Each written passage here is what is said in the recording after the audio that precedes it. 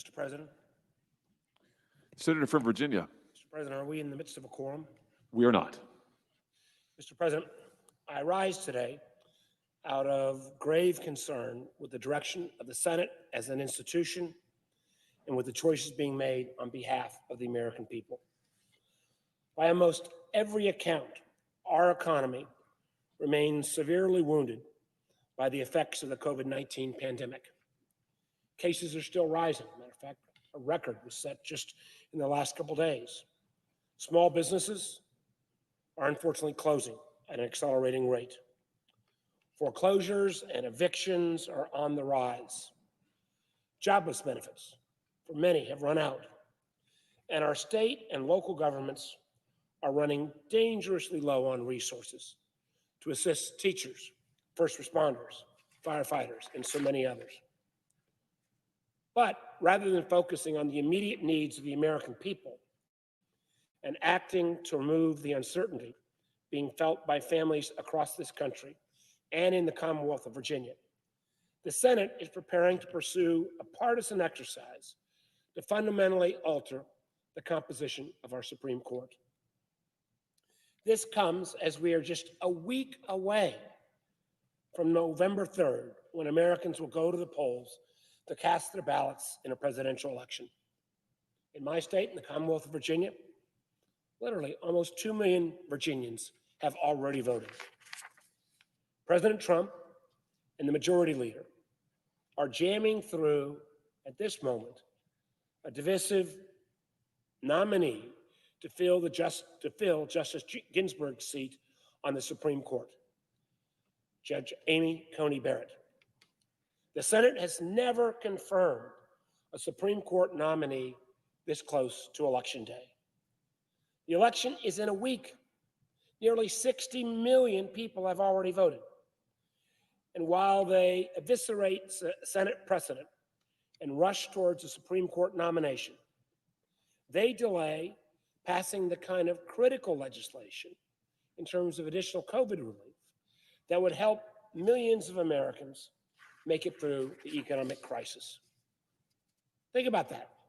Every day we wait to pass a comprehensive COVID stimulus bill, more people than necessary will get sick, some will die, businesses will be lost, families will lose their homes, and millions of unemployed workers will continue to wonder how they're going to make ends meet. So why has the president rushed Judge Barrett's nomination through the Senate? The president is jamming through this nomination because there is so much on the line with this Supreme Court vacancy.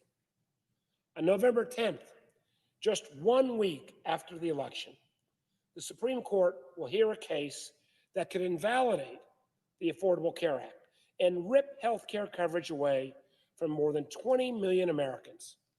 20 million Americans in the middle of a pandemic. The president and my Republican colleagues here in Congress have already tried and tried again and tried again and failed to repeal the Affordable Care Act through Congress. Now they've turned to our nation's Supreme Court in a purely political effort that could devastate our nation's healthcare system. They've offered no replacement plan that will adequately protect individuals with pre-existing conditions. And millions of Americans will then be set to lose their healthcare coverage should the ACA be overturned. Now, I've come to this floor many times and acknowledged the ACA is not perfect. There are places where it could be improved. But in the years since its passage, I've heard from countless Virginians that have benefited from the law. Individuals that have gained access to health care coverage for the first time. Cancer patients that can no longer be kicked off their plans or denied coverage. 8 million Americans who've now got COVID, who've got now a pre-existing condition. I've talked to small business owners and entrepreneurs that are now able to get coverage on the individual exchange and consequently start that business that otherwise they couldn't take the risk to start. And so many of Virginia's seniors who've seen their drug costs go down thanks to important reforms in the ACA. Now, that in and of itself, being considered by the Supreme Court a week after election, would be more than enough reason to wait and delay and let the American people first have their say. But that's not all that's at stake in future cases before the Supreme Court. This court that will disproportionately be moved out of the mainstream, we're looking at everything from reproductive rights to voting rights to rights for LGBTQ people. All of this hangs in the balance. Given those stakes, the American people have a right to have their voices heard before the confirmation of a new justice. Now, in 2016, Majority Leader Mitch McConnell set a standard when he refused to consider President Obama's Supreme Court nominee 10 months prior to the election.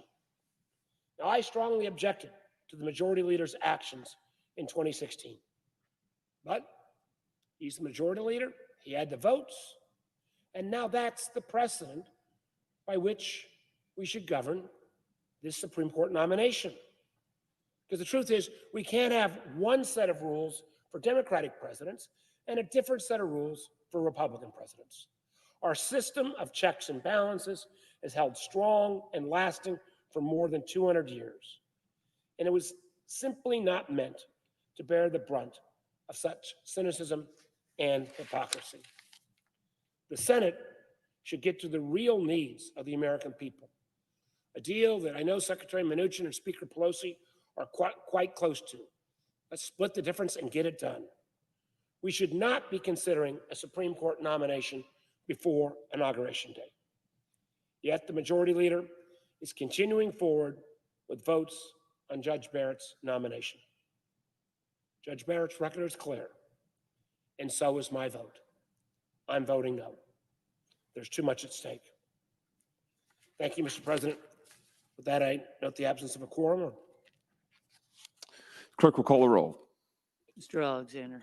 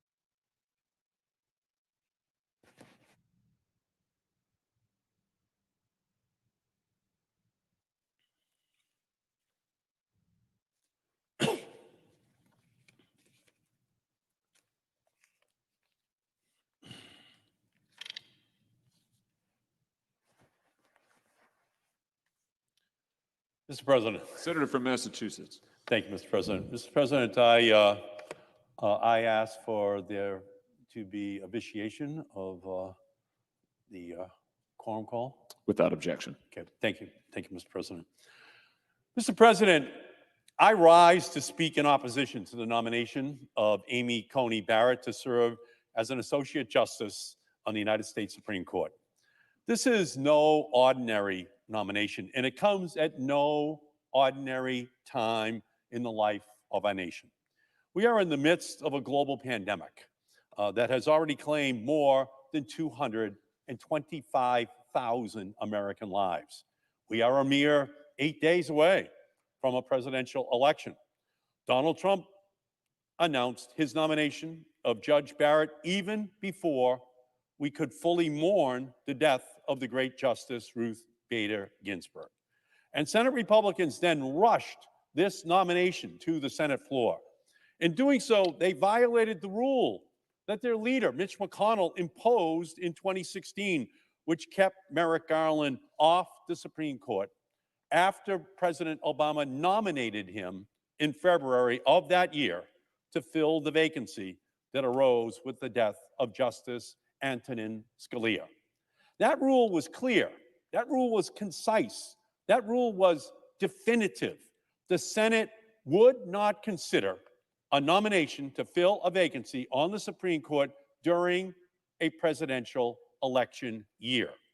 Many of my Republican colleagues echoed Leader McConnell's pledge. In fact, my colleague, Senator Lindsey Graham, who chairs the Judiciary Committee, admonished us to use his own words against him if he went back on his promise. Quote, if there's a Republican president in 2016 and a vacancy occurs in the last year of that term, you can say that Lindsey Graham said, let's let the next president, whoever that might be, make that nomination.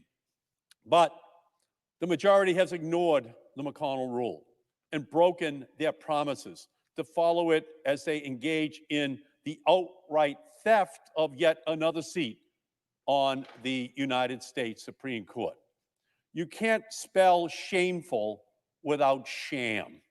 And that's what Senate Republicans have turned this Supreme Court nomination process into, a sham. What else is unprecedented about the circumstances surrounding the Barrett nomination? Well, in Donald Trump, who made the Barrett nomination, we have a president who has repeatedly refused to commit to a peaceful transition of power should he lose the upcoming election. And in Donald Trump, we have a president who has openly stated that he needs Judge Barrett on the Supreme Court to cast a crucial vote if cases arising out of a disputed election reach the court like Bush versus Gore did after the 2000 presidential election. In Donald Trump, we have a president who has vowed to appoint to the Supreme Court a justice who would vote to overturn Roe versus Wade and take away a woman's reproductive rights and freedom. Even before he was elected in 2016, he pledged, quote, I will appoint judges that will be pro-life, yes. In Donald Trump, we have a president who has expressly promised that he would only nominate a justice who would vote to get rid of the Affordable Care Act, Obamacare, and coverage for pre-existing conditions. President Trump made that another bright line litmus test for this nomination. In Donald Trump, we have a president who has told us that he needs Judge Barrett on the bench to rule in the Affordable Care Act case. The Supreme Court is scheduled to hear on November 10th, 1 week after the election, a case that will decide the fate of that law and the availability of health insurance for millions of Americans suffering during a pandemic and well afterwards. If Amy Coney Barrett is confirmed to the Supreme Court and votes the way Republicans expect, nearly 3 million people in Massachusetts with pre-existing conditions could face higher costs, fewer benefits, could have trouble finding insurance coverage. Massachusetts was the model for the Affordable Care Act. But if Donald Trump and his Supreme Court nominee have their way, more than 335,000 Bay Staters enrolled through the Medicaid expansion could lose their coverage. And as we experience the highest number of one-day coronavirus deaths since the spring, we have a Republican-led Senate that has been unwilling and unable to work with their party's own president to craft desperately needed legislation that would provide relief to the hundreds of millions of Americans who are suffering during this pandemic. Americans who are out of work through no fault of their own. Americans whose small businesses, the engine of our economy, are struggling or going under. Americans who can't get the medicines, the testing, the protective equipment, or medical care they need. Americans who right now are lacking the access to online learning and the promise of an education. For weeks and weeks, Senate Republicans would not lift a finger to help our workers and our families during this crisis. They would rather our states and our cities go bankrupt, our students go without Wi-Fi, poor students, black, brown, poor children in our country, without the internet at home and without the funding to provide it to those kids. Right now, at the height of the pandemic, there are going to be millions of children who do not have access to the tools they need to be in the third grade, to be in the fifth grade. And even today, our nurses go without the masks which they need. Yet, when it comes to filling a vacancy on the Supreme Court and confirming a far-right justice, these same Republicans made the Senate move with a speed that would make Usain Bolt jealous. Jamming through this nomination in this fashion is unprecedented. It renders this process and this nomination illegitimate, period. If Judge Barrett is confirmed, it will only serve to further erode the stature and the legitimacy of the Supreme Court in the eyes of the American people. Now, everything to which I've just pointed, the pandemic, the election, the corruption, are just the place settings. It's the table onto which Donald Trump has served up the nomination of Amy Coney Barrett. Judge Barrett is a proud originalist and textualist in the mold of her mentor, the late Justice Antonin Scalia, one of the staunchest and most arch conservatives ever to serve on the United States Supreme Court. And as Judge Barrett put it at her own confirmation hearing, Justice Scalia's judicial philosophy is mine too. As Judge Barrett described so-called originalism, it means she's supposed to interpret the Constitution's text and understand it to have the meaning it had when the Constitution was ratified. But interpreting the Constitution in that manner has been used over and over to deny rights to women, to communities of color, and to the LGBTQ individuals, members of our society who had no rights when the Constitution was ratified. Originalism is racist. Originalism is sexist. Originalism is homophobic. For originalists like Judge Barrett, LGBT stands for let's go back in time, a time when you couldn't marry who you love, when you couldn't serve in the military if you were trans, a time when rights were not extended to gay, lesbian, bisexual, transgender, queer, questioning, or intersex individuals. Originalism is just a fancy word for discrimination. It has become a hazy smokescreen for judicial activism by so-called conservatives to achieve from the bench what they cannot accomplish through the ballot box. And an elected Congress, and as a result, they roll back individual rights through judicial decisions. The activists, originalists, judges on the Supreme Court, and lawyers in its legal community are poised to repeal the Affordable Care Act, deny reproductive freedom, and repeal same-sex marriage. They will welcome a Justice Barrett and a 6-3 conservative majority with open arms. So we know a lot about Judge Barrett's judicial philosophy of originalism. What about her application of it and her views? Well, in early 2017, 4 months before Donald Trump nominated her to serve on the U.S. Court of Appeals for the Seventh Circuit, she wrote a law review article in which she criticized Chief Justice John Roberts' majority opinion in NFIB versus Sebelius, which upheld the Affordable Care Act. She made clear she didn't think much of Justice Roberts' opinion, arguing that he, quote, pushed the Affordable Care Act beyond its plausible meaning to save the statute. We know from another law review article that Judge Barrett, like many originalists, does not give precedents the respect that it deserves.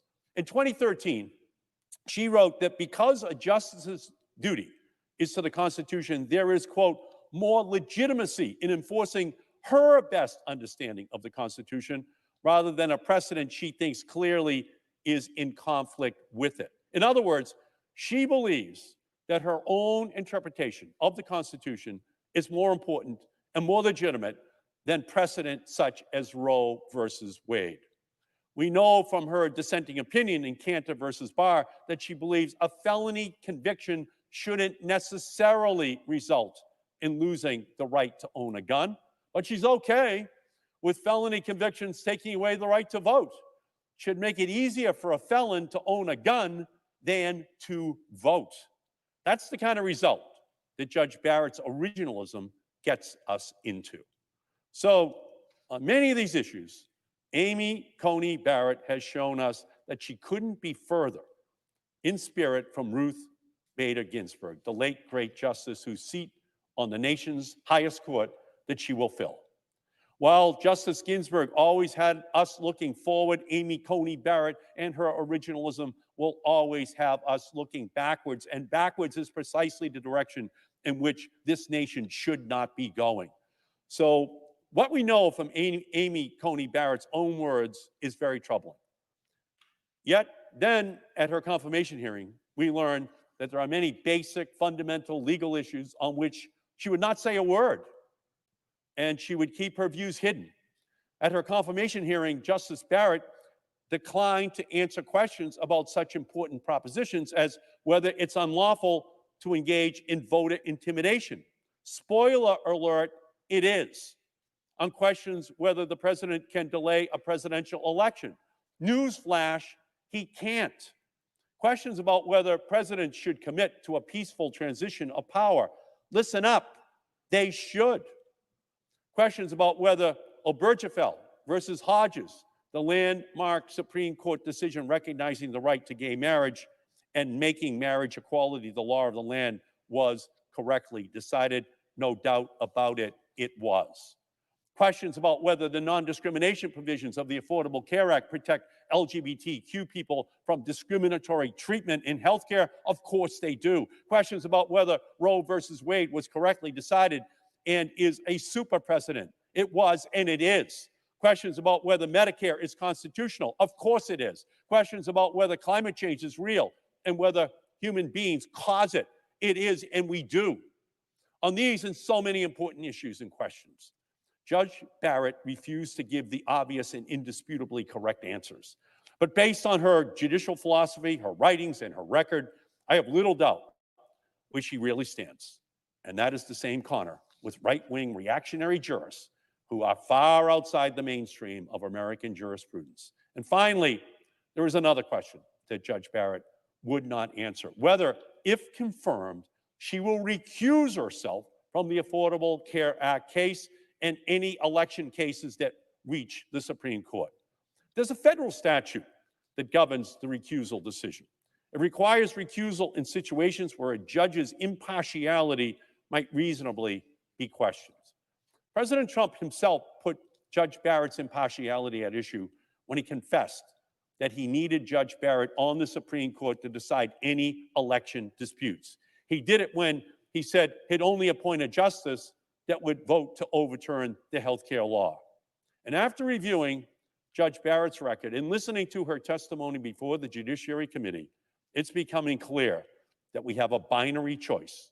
We can have the Affordable Care Act, or we can have Amy Coney Barrett on the Supreme Court. We can have the ACA, or we can have ACB, but we can't have both. Judge Barrett needs to do the right thing and recuse herself. I will conclude by noting the irony that Ruth Bader Ginsburg and Mitch McConnell were both on the same page as to this nomination.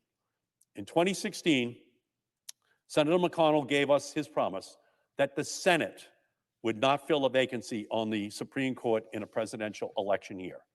And after she passed, we learned that it was Justice Ginsburg's dying wish that she not be replaced until a new president is installed. So let us hold Mitch McConnell and Lindsey Graham to their words and honor Justice Ginsburg's fervent wish. No confirmation before inauguration. But if Republicans succeed here today in their effort to confirm yet another conservative Supreme Court justice just days before the presidential election, as soon as the Democrats take back control of the Senate in January, we must abolish the filibuster and expand the Supreme Court. We cannot allow such corrupt partisanship to take precedence over justice and liberty in our country. I will vote against the confirmation of Judge Amy Coney Barrett to the United States Supreme Court and urge my colleagues, all of my colleagues, to do the same. Mr. President, I yield back.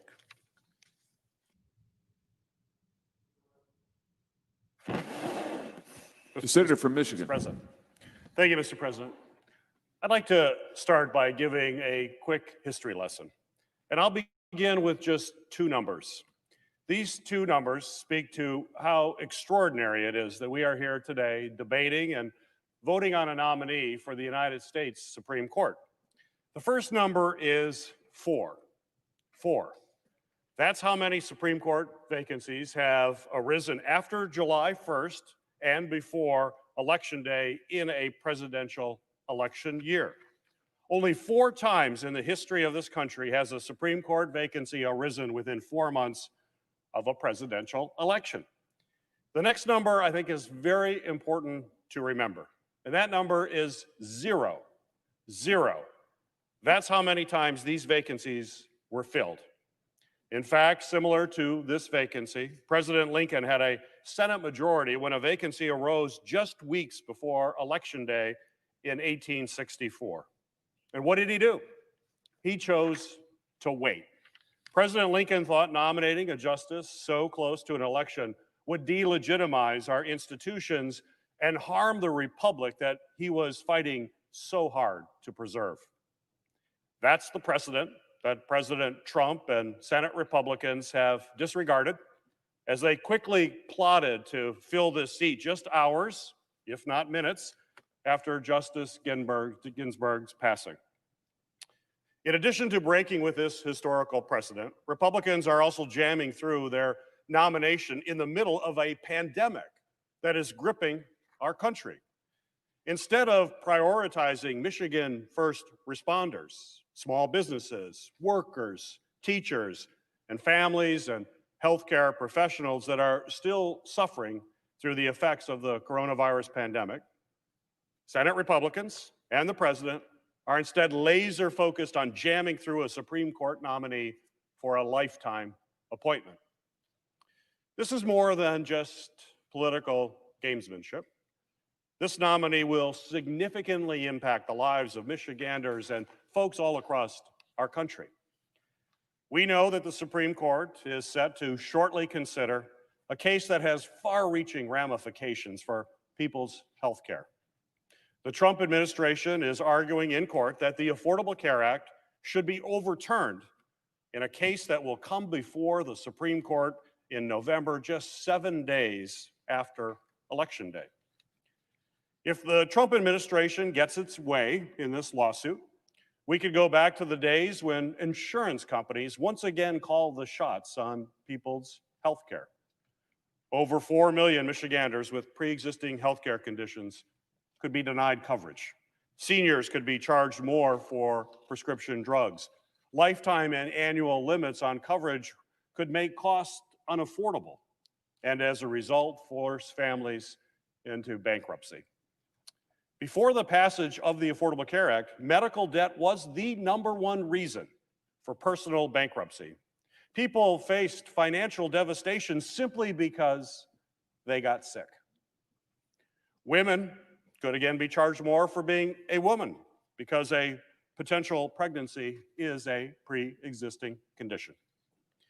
We have come way too far to be turning the clock backwards.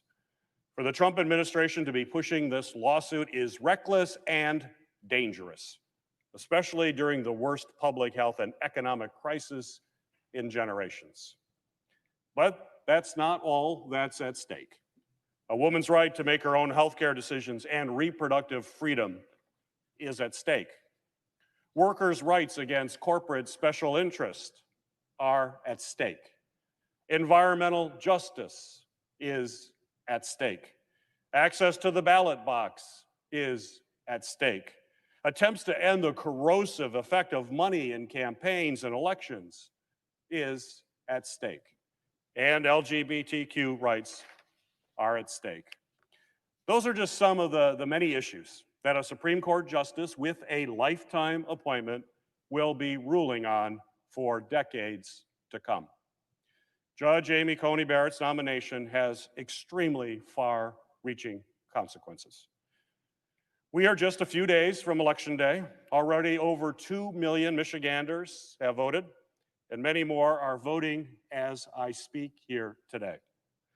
With all that's at stake, Michiganders deserve a say in who nominates and confirms the next justice to our nation's highest court. And the fact that Michiganders are being denied this opportunity is simply unacceptable. Therefore, I cannot support this nomination process. It should wait until a new president and Senate take office following an election to take place in only a few days. So for this reason and many others, I will not be voting for Judge Barrett's confirmation and will cast a no vote. So Mr. President, here we are. Instead of bringing folks together to find common ground on coronavirus relief, our country is being forced to go through a divisive Supreme Court nomination process. It simply did not have to be this way. I continue to stand ready to roll up my sleeves and put together a comprehensive, bipartisan, and meaningful COVID relief package. Ask any Michigander what they're worried about today, and you're going to get the same answers from them. They're worried about being able to put food on the table or a roof over their head. They're worried about getting or keeping a job to support their families. They're worried about catching a virus that has killed over 7,000 of their fellow Michiganders and over 220,000 people all across our nation. They are worried if they survive a COVID infection, it will compromise their health for the rest of their lives. They will have a pre-existing condition. So I ask, why isn't this pandemic the Senate's top priority right now? When we passed the CARES Act, we came together. We put politics aside and passed a real comprehensive package that helped keep millions of people stay afloat. We need to summon that spirit again. Michiganders are counting on us. Americans across this country are counting on us. Mr. President, I implore my colleagues to drop what we are doing and let's come together and pass a meaningful bipartisan COVID relief package. And let's get that done now. Mr. President, I yield.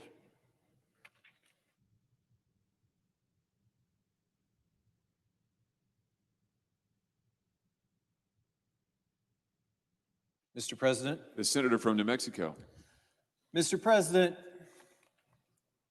I rise today as more than 220,000 Americans are dead from the coronavirus.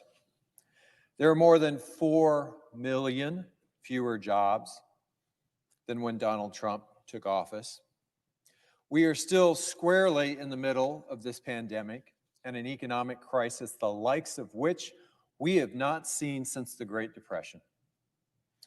In recent weeks, cases of the coronavirus have risen dramatically in my home state of New Mexico and frankly across the entire country. Everyone is rightly worried about whether our schools and our child care centers, our small businesses can acquire the resources and the equipment they need to reopen safely. We still don't have enough resources or even a national plan for testing and contact tracing, much less for treatments and the eventual nationwide distribution of a FDA-approved vaccine that would allow us to finally get a handle on this virus. And if we don't pass real economic relief in the coming weeks, many families in New Mexico will face desperate choices between paying their bills keeping a roof over their heads, or putting food on the table. And yet, here we are, using valuable time on a Supreme Court confirmation process that should have never been taken up before the election. Senate Republicans say they aren't going to negotiate another coronavirus relief package. They say it's more important to ram a Supreme Court nominee through a broken and nakedly political process than it is to help the people that we were all elected to serve. Clearly, nothing, not even the lives and livelihoods of the American people, will get in the way of their power grab designed to reward their biggest donors and the most extreme interests. Well, let me say this clearly. I disagree. There is still so much we need to do to stop the spread of the coronavirus and support families, workers, businesses who are struggling and rebuild our communities. Let's move to that urgent action. But with Senate Republicans refusing to do that, let's discuss in real terms what they're doing instead. Considering and confirming Supreme Court nominees is one of a senator's most solemn duties under the Constitution. We are supposed to take it seriously, deliberately. But Senate Republicans have thrown out the rule book. It started when, with nearly a full year remaining in President Obama's final term, Senate Republicans refused to even hold hearings on Merrick Garland, the nominee to replace the late Justice Antonin Scalia. Then they dismantled the rules that had ensured that both parties would have a seat at the table on Supreme Court nominations. And then they bull rushed the vetting process for Justice Kavanaugh's lifetime appointment to the court, despite multiple credible allegations of sexual misconduct. After all of that, I suppose it should have come as no real surprise that Majority Leader McConnell waited less than an hour after the announcement of Justice Ruth Bader Ginsburg's death to say that he was going to push the envelope even further. So here we are. Leader McConnell and Republicans are now forcing the Senate to rush through another partisan Supreme Court confirmation battle, mere weeks, now mere days, before Election Day. They are shamelessly discarding their own precedents, breaking their own rules, abandoning their own words. And they are trampling on the legacy of Justice Ruth Bader Ginsburg. Before her death, Justice Ginsburg told her granddaughter that her most fervent wish was that her seat wouldn't be filled until after the next president is inaugurated. Justice Ginsburg served on our nation's highest court for nearly 3 decades and worked for decades before that to move our country's laws towards greater equality. She understood that the American people must trust that the Supreme Court justices are acting above the partisan politics of the moment. The next presidential election is now less than 2 weeks away. Millions of Americans have already voted for their next president and their next senators. I believe that these Americans deserve a voice in this process. In the words of Majority Leader McConnell himself, as reported in the Washington Post on February 18th, 2016, quote, "Given that we are in the midst of a presidential election process, the American people should seize the opportunity to weigh in on whom they trust to nominate the next person for a lifetime appointment to the Supreme Court."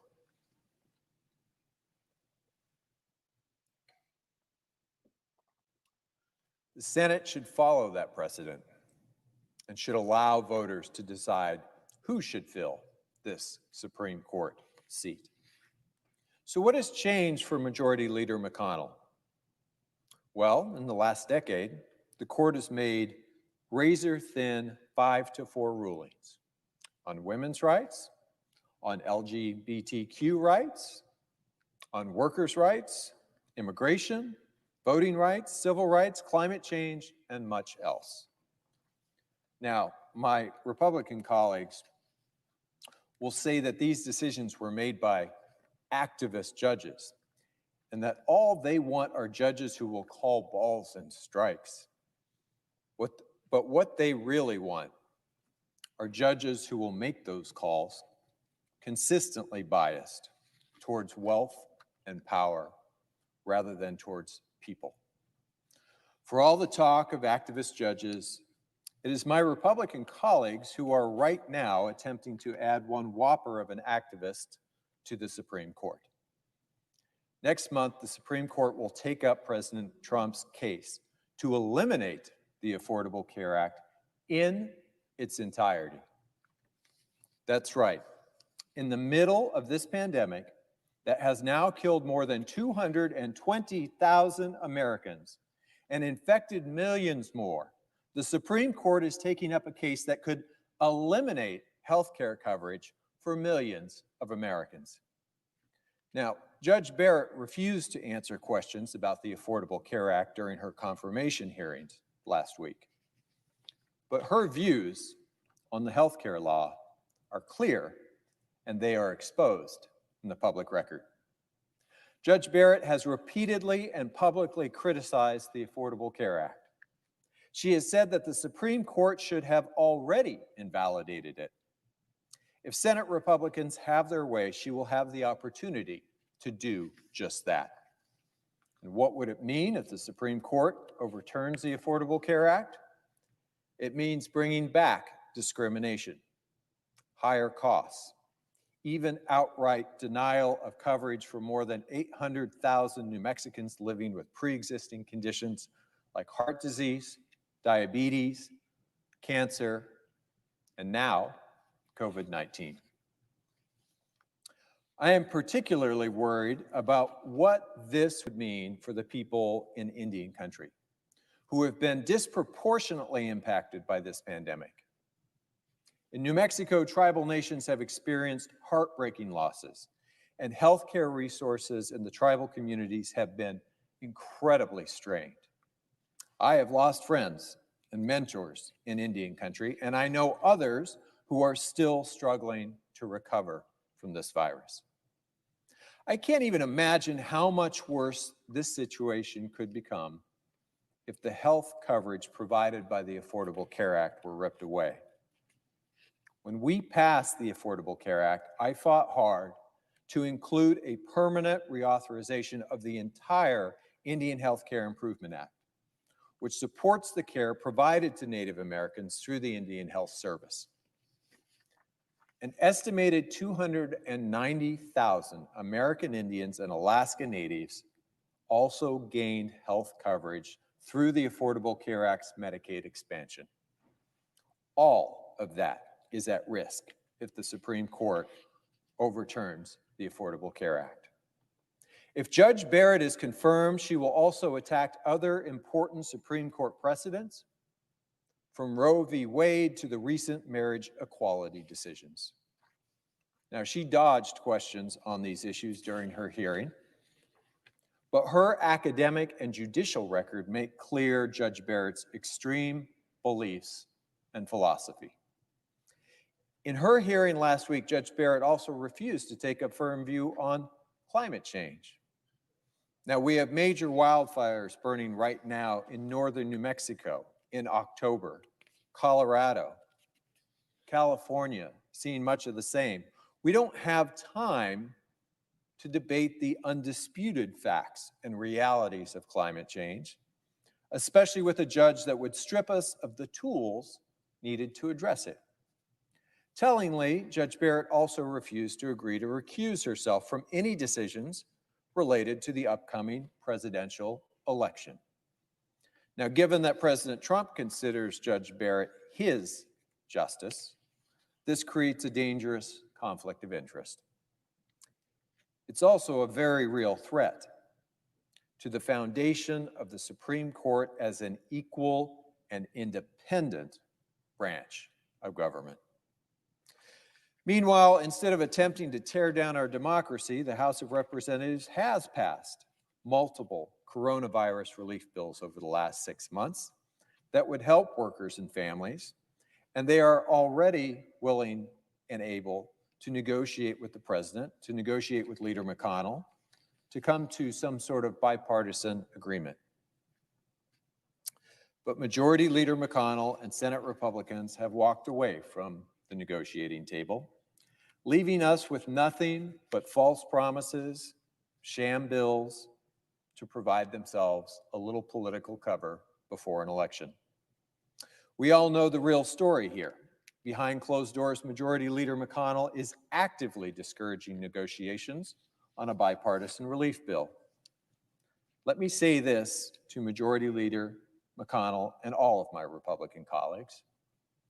If voters reelect your Republican majority and President Trump, there will be plenty of time to move forward with a real and legitimate Supreme Court confirmation process. Right now, we should be focusing all of our energy on delivering the aid that Americans so desperately need. Protecting the health and the economic well-being of Americans, that is what our country expects of us. That is our duty. Let's get to it.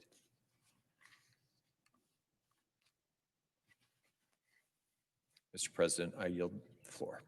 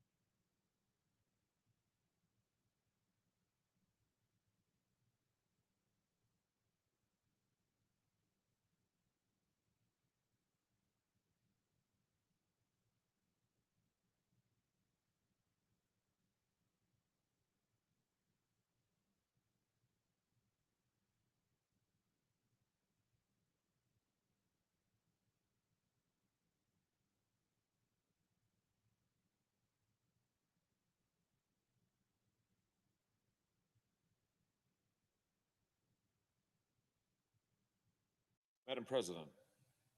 Senator from Missouri. Madam President, some months ago, July of this year, I came to this floor shortly after the conclusion of the Supreme Court's most recent term to lament the ongoing judicial activism, the judicial imperialism that we have seen from this court over this past term and from the Supreme Court for years on end. I quoted the late Justice Scalia, who said, "The imperial judiciary lives."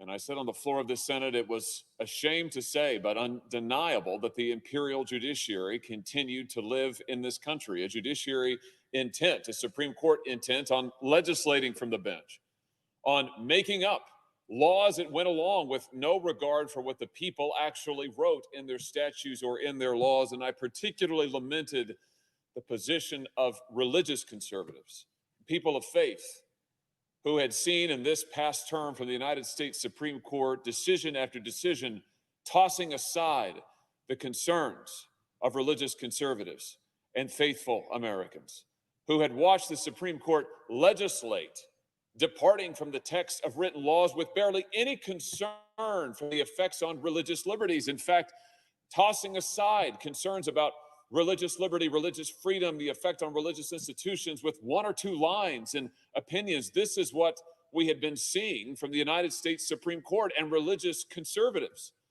had come to a place of asking, what is it that we're fighting for? What is it that we have been working for and voting for all of these years?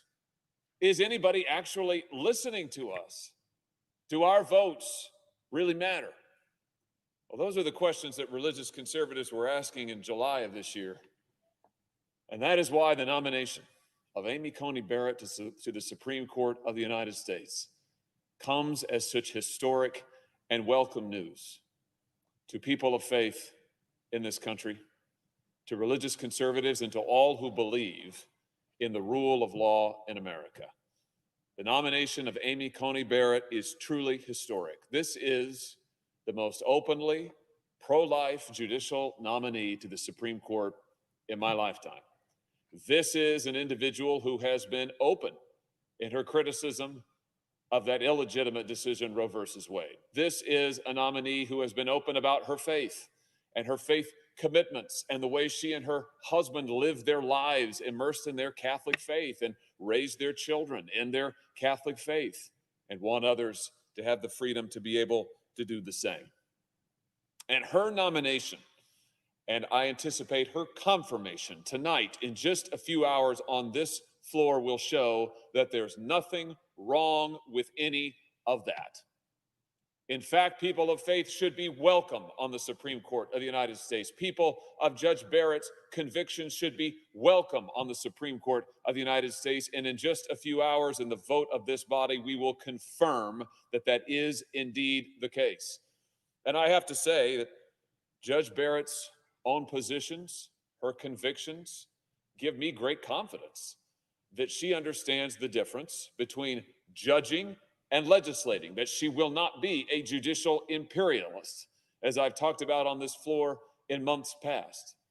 Now, I said earlier this year that I would not vote for a Supreme Court nominee who did not understand the difference between judging on the one hand and legislating on the other. I would not vote for a judicial imperialist, and I specifically singled out Roe versus Wade and said that I will not vote for a Supreme Court nominee who does not understand that Roe was an act of judicial imperialism. And indeed, I want to see record evidence that the nominee understands that Roe was an act of judicial imperialism and understands this difference between legislating from the bench and actually adhering to the Constitution and the laws. Well, I'm proud to support the nomination, the confirmation of Judge Amy Barrett, because her record makes abundantly clear that she understands the role of a judge, that she understands the role that the Constitution assigns to the judiciary.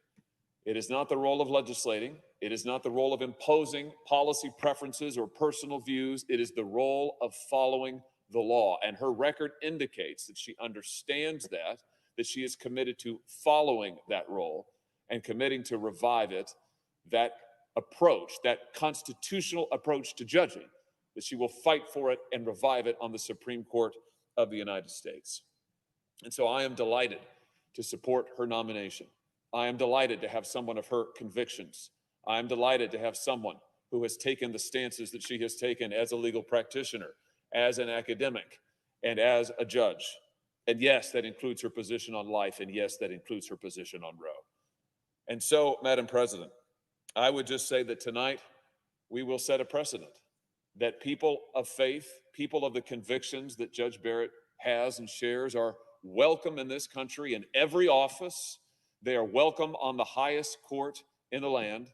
And we need not ask people of convictions to give up those convictions in order to serve on the Supreme Court of the United States. We need not say, oh, you have to scrub your personal views. Oh, you have to pretend that you don't have religious faith, or you have to pretend that it doesn't matter to you. You've got to renounce your past record. We don't have to do any of that. What we have to ask them to do is to understand the difference between judging and lawmaking. What we have to ask them to do is to understand their role that the Constitution assigns them. We have to ask them to be committed to following the law. And I am convinced, based on her record, that Judge Barrett will do exactly that. For those reasons, I am delighted to support her confirmation, and I look forward to this historic vote in just a few hours' time. I yield the floor.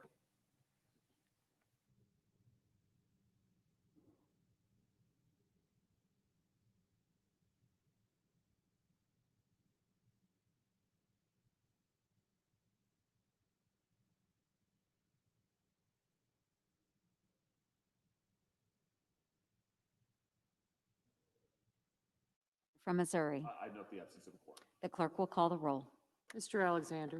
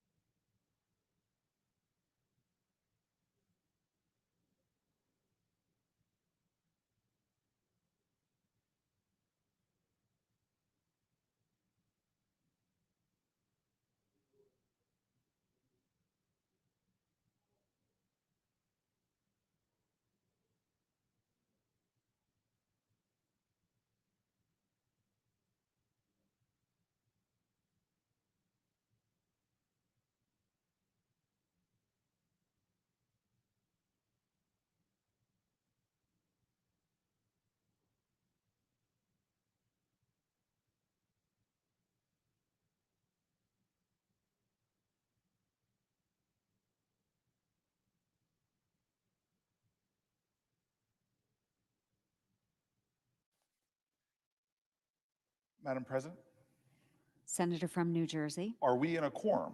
We are, Senator, Then in a in quorum. that case, I would like to request to vitiate. Without objection. Thank you, Madam President. My colleague from Iowa, I'm grateful.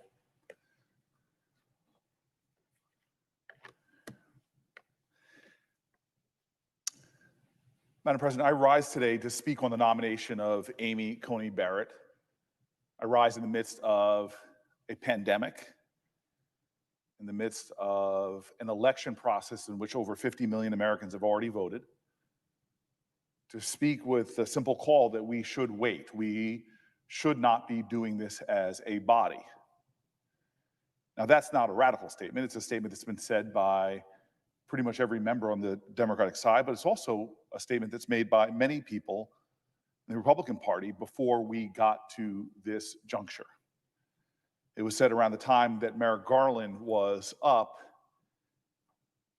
for nomination by President Barack Obama 269 days before an election, and people said that we were in an election season, that we should wait. But this is not a typical election season. This is an election that is going on where the people are coming out to speak on an array of issues. There is a profound urgency in the air. It's not a partisan urgency. America is seeing record turnout because they know what's at stake in this election. There are issues that are driving people to the polls, and in this context, our president is doing what has never been done before. The only time that this had a chance to be done before was when Abraham Lincoln had a vacancy on the Supreme Court in the midst of an election, this close to an election.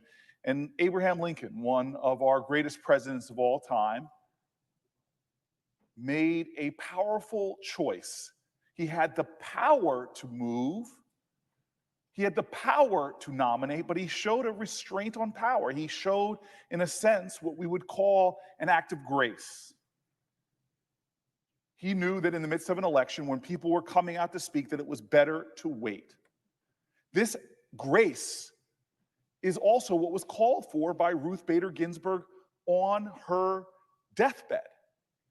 She didn't know who would win this election, but she thought it was best to call to the better angels of our nature, that sometimes the greatest demonstration of power is when we do not use it. That this precious democracy, this great experiment that has endured for this period of time has sustained itself on acts of decency and grace. And most importantly, on trust, trusting people, trusting Americans, trusting voters. Now, we haven't always got it right, but this fundamental ideal that when people are exercising their voice, the people in this body should listen. Over 50 million Americans. We are days, in fact, hours away from the actual election day, but the process has started already. People are speaking, but we are refusing to listen.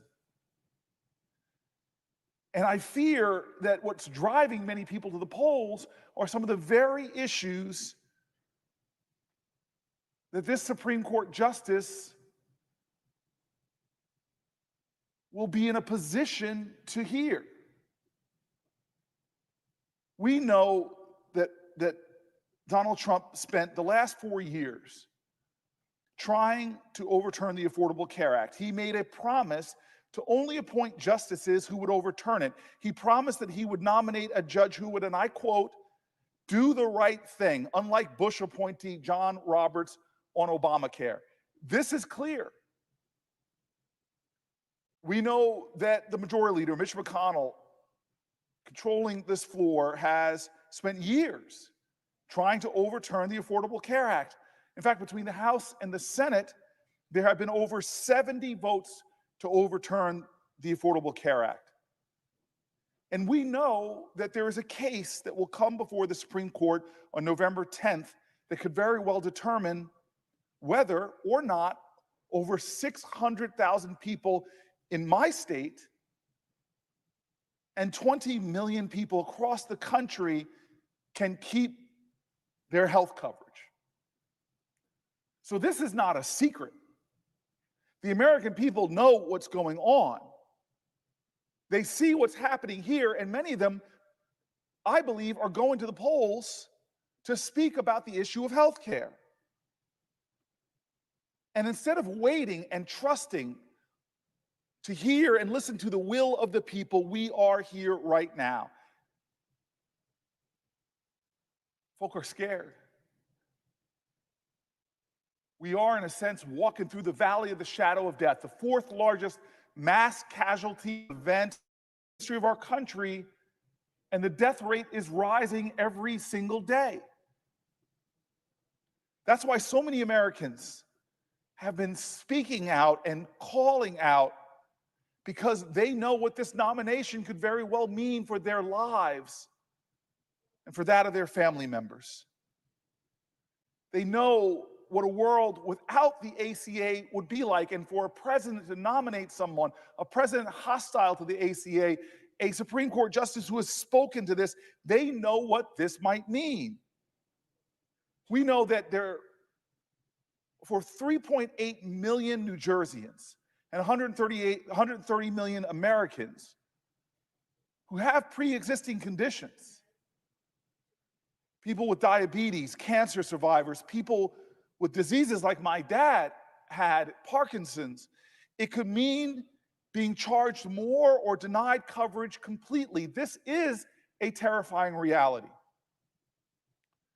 Folk who are going to the polls, waiting in hours online, know what it can mean that once again, more people are being bankrupted by outrageous medical bills. They know what it could mean for lifetime caps on care for children with complex medical conditions. They know what it would mean for a family with a child who survived a medical procedure and another medical procedure and another medical procedure, surgery after surgery, being told, if you want your child to live, pay for it yourself.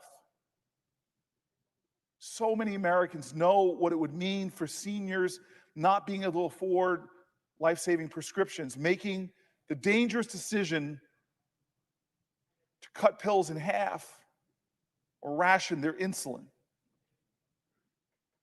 So many Americans know that losing the ACA could mean real tragedy. New Jersey, over 600,000 people losing their health care in the middle of a pandemic that in my state has already killed 16,000 of our first responders, of our neighbors, in many cases our friends and our family members. And these are numbers, these are data, these are statistics, but each one is a human life. Each one has dignity. Each one has family. I know, for example, Michelle Lewis from Palisades Park, New Jersey. When Michelle lost her husband, John, suddenly last year, she also lost the health coverage she had through his job. But she was able to get coverage through the Affordable Care Act's marketplace and qualify for a subsidy that made it more affordable for her. Today, she's insured and she can manage her diabetes and her heart disease and her autoimmune disease because of her coverage.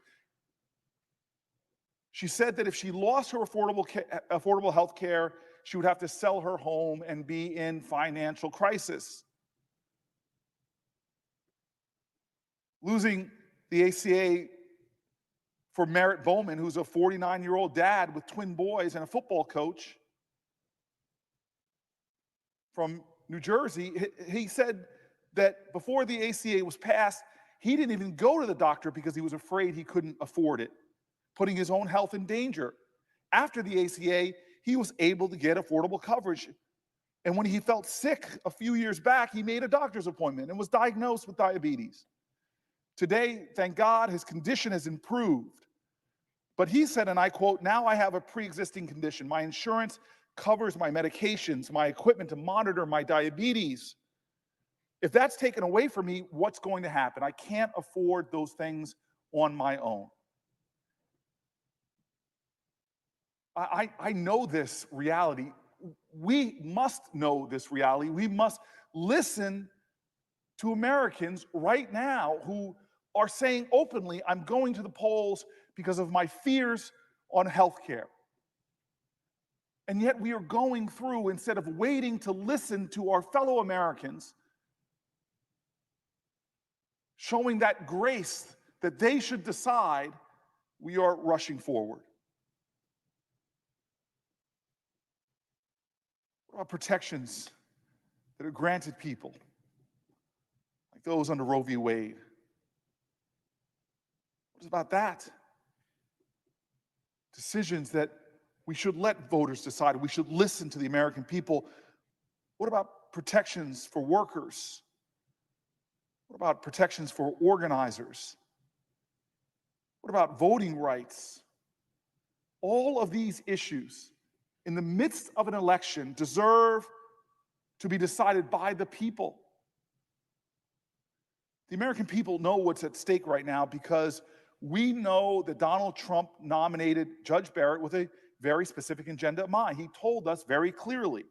We know that Donald Trump wants the Affordable Care Act to be overturned, and he would appoint judges that he believed would do that. We know Donald Trump wants Roe v. Wade overturned. He has explicitly told us that. We know that Donald Trump wants us to question the validity of an election because he has questioned the validity of an election that is ongoing right now. I never imagined I would have a day in my life as an American citizen. I watch other countries, but I never thought in my own we would have a leader that would question the validity of an election, going as far as to say that if I lose, this election was rigged, it was illegitimate. That does real damage to not just this moment in time, it does damage to our very institutions, our processes that are essential for this democracy. It is dangerous language. The behavior of this president is so dangerous that his own cabinet members, former cabinet members, have called it out. I know the strength of our nation, but our institutions must be protected. They must be preserved. The processes that ensure this democracy continues to go on, that our truth goes marching on, have to be protected. And when you have a president that calls into question our very election processes and literally says that if I lose, it's illegitimate, and then says, I won't even commit to a peaceful transfer of power, that should raise alarms. And that's why people within his own party, people that served in his own cabinet, people respected in this entire body, like General Mattis, former Secretary of Defense, have said that Donald Trump is a threat to our democracy. And in that context, in the middle of a national crisis, that we're in the midst of an election, and we can't even get a Supreme Court nominee to commit themselves to the idea of the peaceful transfer of power, who the president himself has said he is rushing to the highest court in the land because he believes that this election may be decided by that judge. And that judge won't even commit to recusing themselves under these circumstances. Is that strengthening our democracy? Is that girding trust in our country's processes? Or is it weakening them? Because it clearly is doing damage to what is necessary for the endurance of our country and our ideals. These aren't just my words. These are the words of people on both sides of America's political divide. And yet we are not showing restraint in this moment. We are not showing that grace. We are rushing for short-term gain for one political party at the long-term damage to our nation. I don't understand why this is not something that arises worry and concern. A president who so easily trashes some of the most valued and sacrosanct ideals.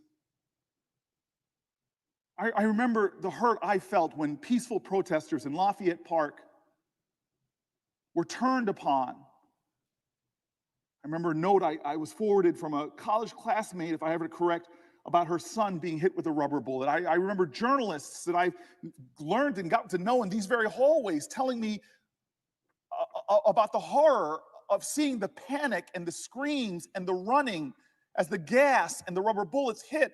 I saw how our president seemed to utilize the military themselves to menace what is one of our most important constitutional protections, the right to protest peacefully. I have seen 4 years now as too many people have remained silent in the face of erosions to our constitutional norms. As a president has so willingly trashed that which people on both sides of our political divide have worked so hard to build up, I stood right there down near the president, raised my hand like so many of us have, like all of us have, to protect and defend the Constitution of the United States. And to not see us right now, in the midst of a potential constitutional convulsion, in the midst of a potential constitutional crisis, where our president himself is not committing to the peaceful transfer of power, where there are people organizing to do harm to elected leaders, kidnap them. When you could go online right now and look at groups calling out to people with special forces training to go to polls and perhaps cause mayhem. I don't understand why we don't share a bipartisan, deep concern for what is happening right now in our country. And how this moment in American history fits into the concern that moving forward right now causes danger, causes harm. And I would be remiss to not mention that amidst it all, we are in the midst also of a racial awakening in our country.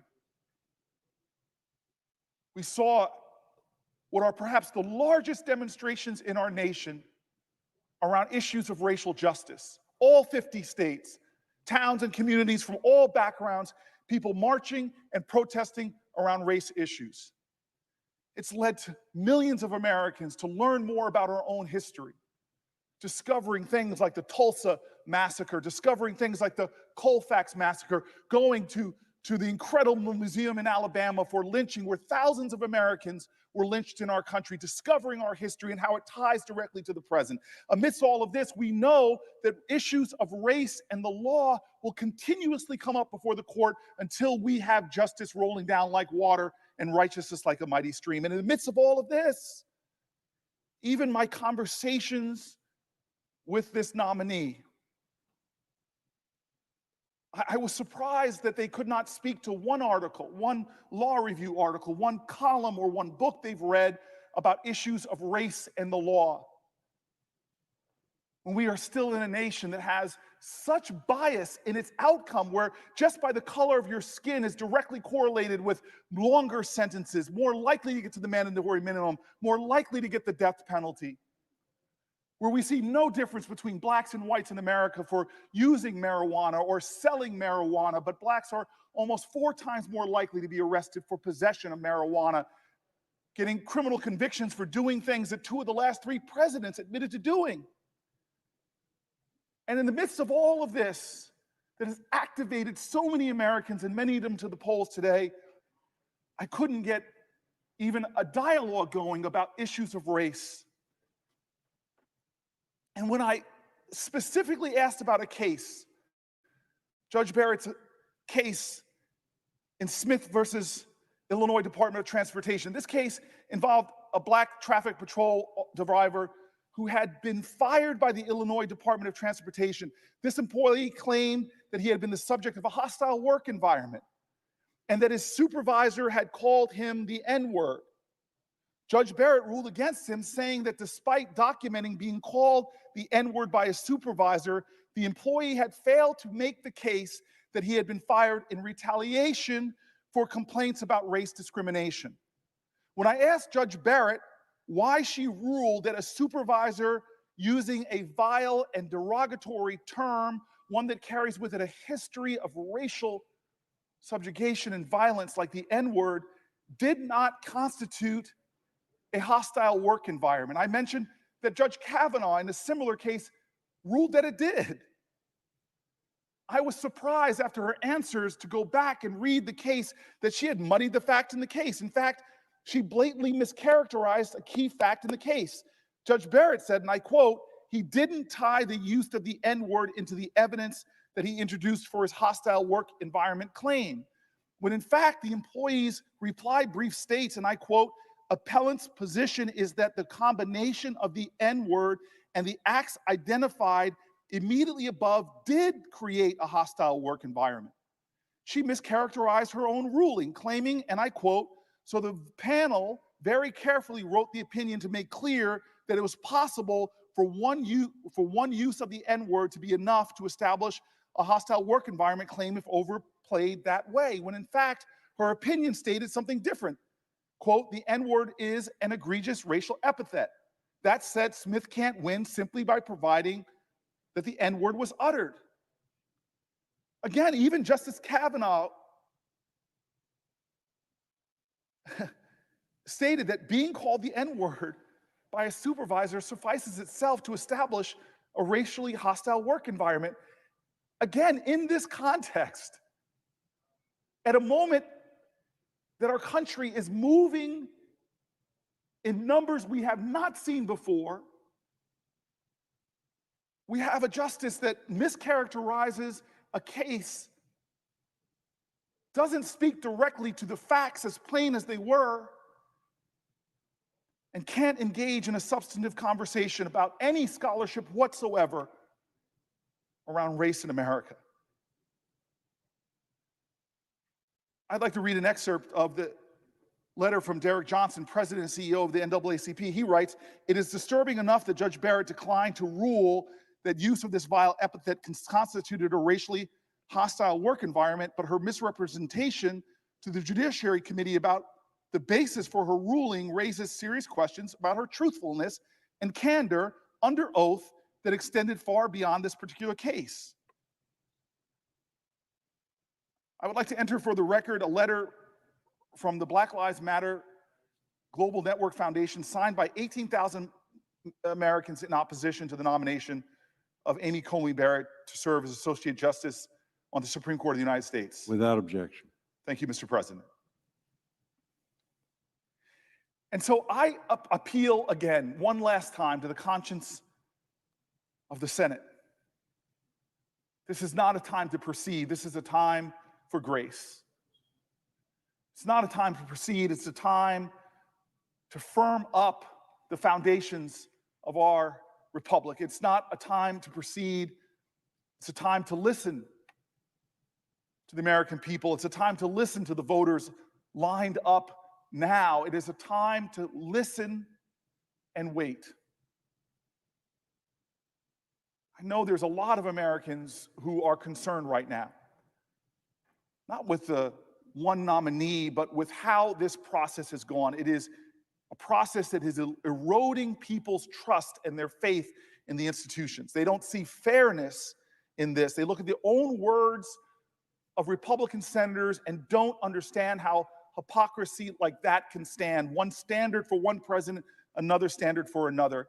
But I want to tell everyone who is hurting right now, everyone who is worried about our republic, everyone who is concerned in this moment about their health care and their voting rights and their nation, that this is not a time to give up. There will be difficult days ahead, but it's not a time to give up. We know that healthcare is at risk, but it's not a time to give up. We know that women controlling their own bodies, sacrosanct as that ideal is, and under threat as it now is, it is not a time to give up. Where LGBTQ rights are under threat, but it is not a time to give up. We cannot give up in the cause of our country. And it's not a right cause or a left cause. It is a right and wrong cause, that we can be a nation that builds for posterity a functioning republic that can elevate the best of human ideals like grace. We cannot give up in this moment. We cannot meet darkness with darkness. We cannot surrender to cynicism about our systems. We have to keep pressing forward. I still believe that our nation's history, as speckled as it is with wretchedness and pain, is still a story that is a testimony to the overcoming of injustice and the better securing of it. I still believe that we do live in a nation that the truth does prevail in the end. I still believe that even when wrongs are done, they can be righted.